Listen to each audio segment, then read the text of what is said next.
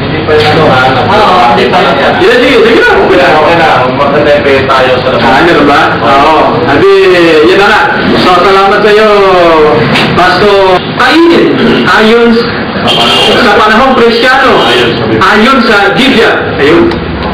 Ganda nung, ganda nung paksa ko, mga kapatid, na nire-resolve ba natin ngayong gabi. Kaya lang, medyo walang impression masyadong binigay si Pastor Arthur sapagkat lahat halos na ganyang ginawang pagsinta sa talata walang exegetical study.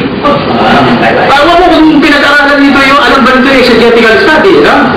Pero nakita natin dito sa dami ng pinaulang mga talata, purong for text without knowing what is the background of those texts.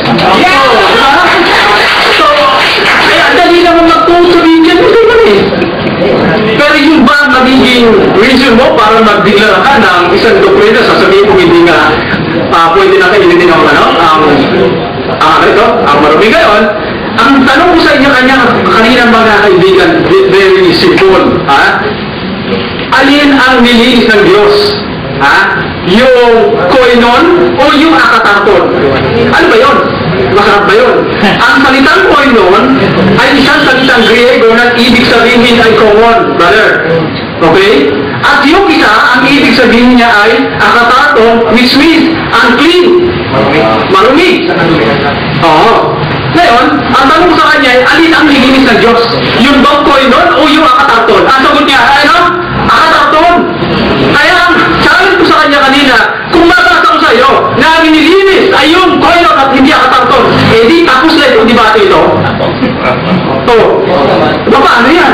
Paano mo ngayon batongin yan dito sa kanagitaan natin? Sapagkat mahalagang maintindihan natin ito mga kapatid. What is meant by the word common o koinon, and the other one is koinon, akatarton. Para sa kanya siguro, pareho lang pareho lang marumi. Ganun ba yung pag-aaral ng Biblia? Ngayon, ito, pakinggan ninyo mga kapatid. Ito, in-review ko ito, Pastor Arthur. Alin ba ang nilinis talaga ng Diyos? Yung koinon o yung akatarton? Buksan natin dito, ano? Sa chapter 9 na gawa, ang nakalagay dito sa verse ano ba yung brother? Chapter 10 verse 14. Ito ang pagkakasabi, aking mo nang babasahin din sa sabi sa English. But Peter said, yan, not at all, ang wika niya, Lord, became, ito na yan, ito nga sa akin, mas maganda ito eh. Ito kasi sisaksan ni Hubag, natin ang lalaki. Ito, hindi ako sabihin dyan. Ito mo mga kapatid na sinasabi.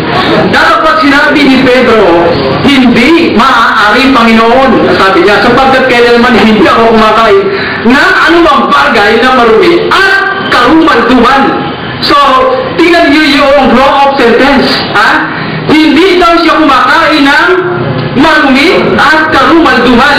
Aside from marumi, meron pa siyang isang tinukoy na karumalduman. Ang tanong ko sa kanya, alin yung nilinis ng Diyos? Ang sabi niya, yung akatarton, which means sa Greek ay karumalduman. Hindi, tingnan natin ano ang declaration ng ating Panginoon sa kanya sinabi at muling dumating sa kanya ang tinig sa ikalawa. Ang nilinis ng Diyos ay huwag mong ipalagay na marumi. Ang nilinis ng Diyos, huwag mong ipalagay na marumi at karumalduman. Ganun ba? Hindi, ano? Ang sinabi ng talata, ang nilinis ng Diyos, huwag mong ipalagay na marumi. Sa Greek ay koinon, ang nilinis ng Panginoon at hindi akatarton, ginawang aktor. Ngayon sinabi mo kanina, sabi mo, ang nilinis akatarton, paano mo babawiin dito sa Greek Bible yan? Umuwi ka rito, nagalagala mo yung problema niya.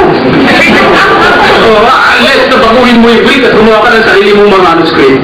Pwede siguro. Pero napakaliwanag ko mga kapatid sa Biblia, ang nilinis ng Panginoon mismo ayon sa Biblia ay salamat doon sa katuruan ni Pastor Arthur, nakakatarton, kundi ko ay noon. Kung si Pastor Arthur ay nagtuturo ng nilinis ay akatarton at ang sinasabi doon sa Biblia ay koinon, sino tama sa sabihin sa dalawa? Hindi siyempre yung Biblia, mali si Pastor Arthur. Yung maliwanag yan. Ay, bahala ka. Problema mo yan. Sapagkat ang sinasabi sa Biblia, ang nilinis niya ay, huwag mo tawagin marumi or koinon. Nadyo ba, Brother Richard? Oo, nadyo ba? Okay. Ngayon, okay, ganun yan. Alam mo, ako'y believe sa kanyang paggamit ng mga talata, very spontaneous, kabisado ng Biblia. Yun na ang problema. Hindi dumadaan sa isang exegetical study. Hamakin mo na gagamit ka ng talata na hindi mo inaalam yung background. At nung pinaliwanag mo pa yung gawagis, ay sa panaginip pa lang ni Pedro, prior that moment, alam na niya kung ano yung kahulugan ng kanyang pangitain. Abang yan, inamin naman niya, wala daw sa Biblia. Di ba? Hindi ba maliwanag? Inamin niya mismo, mga kaibigan at mga kapatid, na wala sa Biblia yung ganong klase ng interpretation. Ang sabi niya, dual application daw to. Mamaya, hahanapin ko sa kanya to.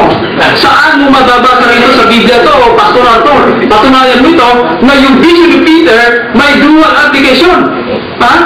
Eto, pakinggan nyo, i-digest natin ang maganda ito dahil hindi pwede text lang tayo ng text dito para tayo susuryano na talungan-talon. Hindi gano'n, Eto, pakinggan mo. At dumating yung bilis sa kanya at tinig sa kalawa, ang nililis ng Diyos ay huwag mong ipalagay na koinon. Hindi akatakot katulad na sinabi niya. Now, at ito'y nangyaring ba ikatlo at pagka ay pinatak sa langit ang sisidlan. Kita mo na, yung kumot na pinagpapalooban ng lahat ng hayop, lahat ng uri ng hayop, binatak sa langit yun. How can you explain that literally? Hindi po pwede mangyari yun. At kung literal yung kumot na yun at lahat yung nakalagay doon, dapat ang pinakain mong pagkain yung galing doon sa kumot at hindi galing sa palengke. That is the literal explanation according to you.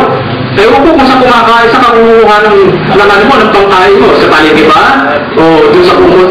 Hindi kaya nga mga kapatid, hindi ganun eh. Now, ano ba sinasabi ng talata rito? Samantalang, natitilihan totoo si Pedro sa kaniyang sarili kung ano ang kahulugan ng kanyang pangitain nakita. So, dito pa lamang nagkaroon ng kaisipan si Pedro sa kanyang sarili. What is the meaning of this vision? Ay, si Pastor Arthur, hindi pa ito binigay. Meron na siya interpretation. Diba sabi niya kanina? Pinaliwanag niya yung vision ng Pedro. Natulog si Pedro siguro nun. Kasi naman nakakaya yung interpretation nito, tulog. Maliwanag lang. Kasi dito lang nagkaroon ng kaisipan si Pedro Ang sabi niya, natitilihan totoo si Pedro. Okay na. Nung siya nagulangkan na. Bumalik na yung kanyang kamalayan. Kung ano, doon tayo papasok para may interpret mo, Brother Arthur, yung vision ni Peter. Kaya sabi niya, kung ano ang kahulugan noong pangitain na kanyang nakita. Mas nauna mo pang naintindihan yung vision sa kay Peter si Pedro, bulong-bulong kung ano kahulugan, pero ikaw, before that verse alam na niya kahulugan. Literal. May 12 minutes. Bilis mo naman.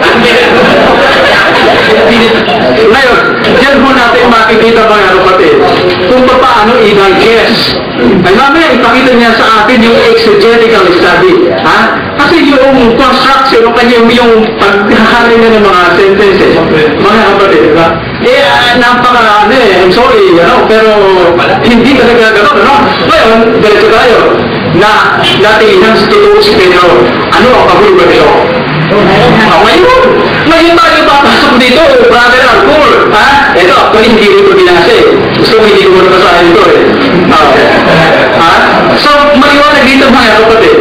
Kung ang interpretation itong si Pastor Arthur ay before na si Peter ay magulagdang, definitely, mas nauna pang nakaintindi siya kay Pedro.